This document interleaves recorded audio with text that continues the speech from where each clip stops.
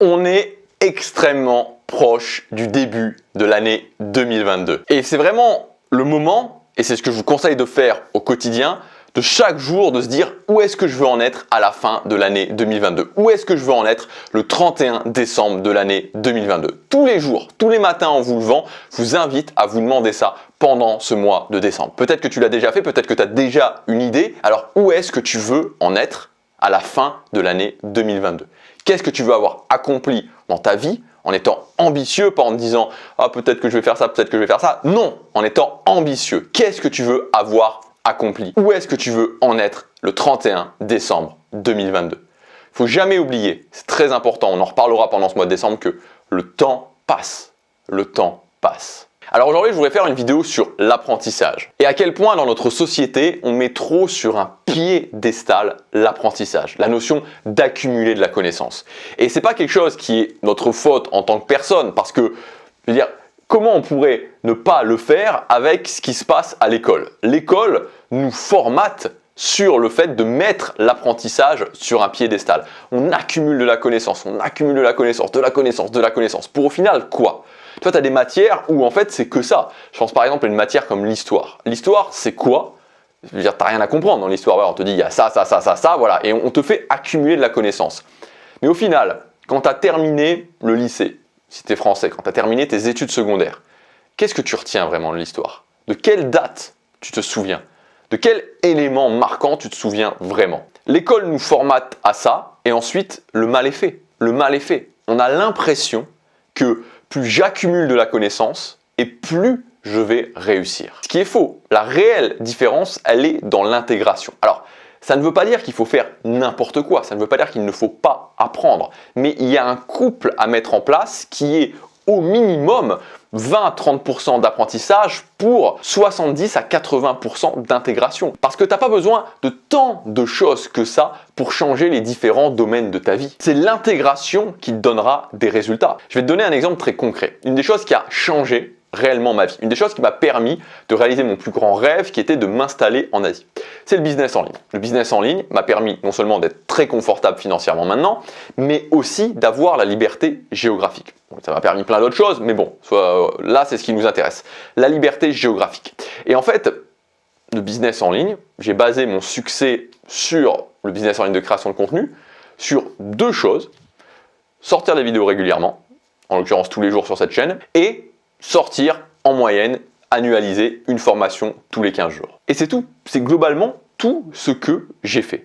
Voilà, c'est tout ce que j'ai fait et pendant des années, et tu le sais si tu me suis régulièrement, si tu me suis depuis un petit moment, j'ai répété aux gens, si vous voulez lancer votre business en ligne, c'est ça qu'il faut faire. Alors maintenant, les choses ont un petit peu évolué, tout simplement parce qu'il y a de plus en plus de monde. En 2015, YouTube, pour le business en ligne, était une plateforme quasiment vierge, quasiment neutre.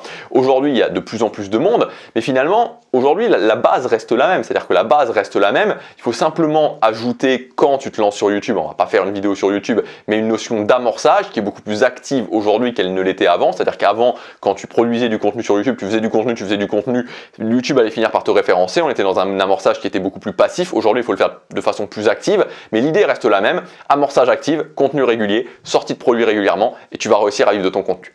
Et le truc, c'est que tu vois, c'est simple globalement, c'est très très simple, il n'y a pas des tonnes de choses à apprendre, tu as des choses à apprendre mais tu as surtout des choses à intégrer. Alors qu'à côté de ça, tu as des gens qui vont avoir énormément de connaissances en marketing, qui vont parfois avoir fait des grandes écoles en marketing, qui pour autant ne seraient pas du tout capables de faire ça, qui ne seraient pas capables de faire ça alors qu'ils ont énormément de connaissances. Je prends un autre exemple, les dynamiques sociales. J'étais nul en dynamique sociale, vraiment franchement, je pense que j'étais dans le top, c'est pas le top, le flop. Franchement, j'ai du mal, honnêtement, j'ai du mal à conceptualiser des gens qui pourraient être plus mauvais que moi en termes de dynamique sociale. Franchement, pour te dire, et vraiment, je le dis, bon, ça me fait pas plaisir de dire ça, mais vraiment, à quel point j'étais coincé, à quel point j'étais bloqué, à quel point j'étais recroquevillé sur moi-même. Sûrement qu'il doit y avoir ce type de personnes, mais enfin, je pense que j'étais dans les 0,5% les plus mauvais en termes de dynamique sociale. Et j'ai basé tout mon apprentissage de dynamique sociale, tous les objectifs que j'ai pu atteindre en termes de dynamique sociale, sur un concept qui est très simple, le fait de mettre en place des routines routines sociales. Et finalement, ces routines sociales, tu vois, il n'y en a pas des tonnes. Tu n'as pas un apprentissage délirant à faire. C'est surtout de l'intégration. C'est avant tout de l'intégration. À côté de ça, tu as des gens qui ont peut-être un bac plus 8 en psychologie sociale qui pour autant, sur le terrain, vraiment dans leur vie sociale et dans leurs objectifs sociaux, ne vont pas forcément réussir à atteindre leurs objectifs. Donc, je ne dis pas que c'est mal. Je ne dis pas que c'est mal en soi d'accumuler de la connaissance. Je ne dis pas que ceux qui accumulent de la connaissance sont en dessous de ceux qui intègrent. C'est pas ce que je veux dire. Ce que je veux dire, comme d'habitude, c'est en fait, il faut choisir le cadre dans lequel tu réfléchis, le prisme par lequel tu vois les choses. Si le prisme principal par lequel tu vois les choses, le cadre principal dans lequel tu réfléchis dans ta vie, c'est de créer ta vie sur mesure, d'avoir des résultats, alors à ce moment-là, ce n'est pas intéressant d'accumuler de la connaissance et c'est l'intégration qui fera la différence. Maintenant, si le cadre principal dans lequel tu réfléchis, c'est de faire une soutenance de thèse devant un jury, alors à ce moment-là, oui, il faudra accumuler de la connaissance. Les gagnants dans la création de leur vie sur mesure sont les gens qui intègrent. Je le répète, les gagnants dans la création de leur vie sur mesure sont les gens qui intègrent. Alors je sais que parfois ça peut être difficile. Je sais que parfois ça peut être difficile et je le sais particulièrement parce que moi j'ai pu le vivre et je le sais aussi particulièrement parce que j'ai beaucoup d'interactions avec vous. Vous êtes nombreux à m'envoyer des messages et assez régulièrement, différentes personnes, je les vois m'envoyer des messages à intervalles réguliers, on va dire tous les mois, des fois tous les 2 mois, en me disant mais je veux travailler ce domaine-là, par exemple les dynamiques sociales, et je me pose cette question-là, et puis un mois après, ils me reposent une autre question, etc., etc. Et passe 2 mois, 3 mois, 6 mois, c'est pareil pour le business, c'est pareil pour d'autres objectifs. Et en fait, ce qui se passe, c'est que on a du mal justement à intégrer. On est bloqué par rapport à cette intégration. On a de la connaissance, on sait des choses, parfois on sait même plus de choses que des gens qui réussissent, que des gens qui ont l'objectif qu'on voudrait. On sait plus de choses, mais on a du mal concrètement à l'intégrer. On bloque. Et pourquoi on bloque? Très souvent, on bloque à cause de notre mental. On bloque à cause de notre mental, donc il y a différents, on en a parlé dans la vidéo d'hier, différents domaines dans le mental, mais là souvent ce qui va se passer, c'est qu'on bloque dans le mental, dans l'action. C'est-à-dire qu'il y a un blocage que je n'arrive pas à passer, j'ai peur de m'exprimer devant les autres, j'ai peur de me montrer face à la caméra, j'ai peur d'être jugé, j'ai peur du regard des autres, j'ai peur de cet événement particulier, je stresse par rapport à cet événement particulier, j'ai de la pression par rapport à cet événement particulier. Donc ça, c'est vraiment toutes les choses qui correspondent au mental dans l'action et on bloque par rapport à ça. Donc à un moment donné, et c'est le conseil que je te donne aussi, si tu es dans cette situation, si ce que je te dis aujourd'hui te parle et que tu as l'impression de bloquer et que tu sais que finalement c'est pas l'accumulation de connaissances dans ce domaine en particulier où tu veux atteindre un objectif qui va te permettre d'y arriver, il faut que tu commences à travailler ton mental. C'est-à-dire que si tu es vraiment dans cette situation, tu as un objectif, tu sais globalement ce qu'il faut faire, mais tu n'agis pas, tu bloques, il faut que tu te renforces mentalement. Il faut que tu commences à te renforcer mentalement, notamment dans le domaine du mental, dans l'action, pour passer au-delà de ça. Moi, j'ai eu plusieurs expériences dans ma vie où c'est le mental, je t'en ai parlé aussi hier, par exemple sur le voyage, mais il n'y a pas eu que ça, il n'y a pas que le voyage. Il y a eu plein de domaines dans ma vie où j'ai dû me renforcer mentalement. Et c'est pas, tu vois, c'est pas mal, c'est juste que je suis parti, j'étais très faible mentalement, voilà, c'est tout, c'est comme ça. Plutôt que de me juger, à un moment donné, je me suis dit, je vais le faire, voilà, je vais le faire. Donc je t'encourage à faire ça, je t'encourage à intégrer, plutôt que de mettre l'apprentissage sur un piédestal, intégrer les choses. Si tu n'arrives pas à les intégrer, il faut que tu te tournes du côté du mental, tu commences à te renforcer mentalement.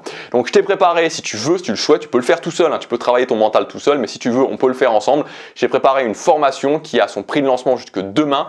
Ça s'appelle renforcement mental quotidien, donc il n'y a pas de fioriture dans cette formation, je te le dis d'entrée, le but c'est de renforcer ton mental, de réellement renforcer ton mental.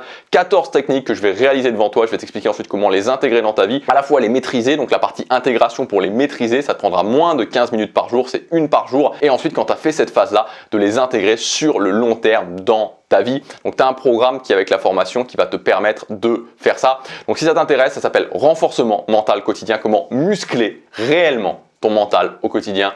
C'est le premier lien dans la description, tu as 120 € de réduction qui sont valables jusque demain soir. Enfin, tu cliques sur le premier lien, il y a tout qui est expliqué pour accéder à cette formation et au bon de réduction. Je te dis à demain pour la prochaine vidéo, passe à l'action, chaque jour compte.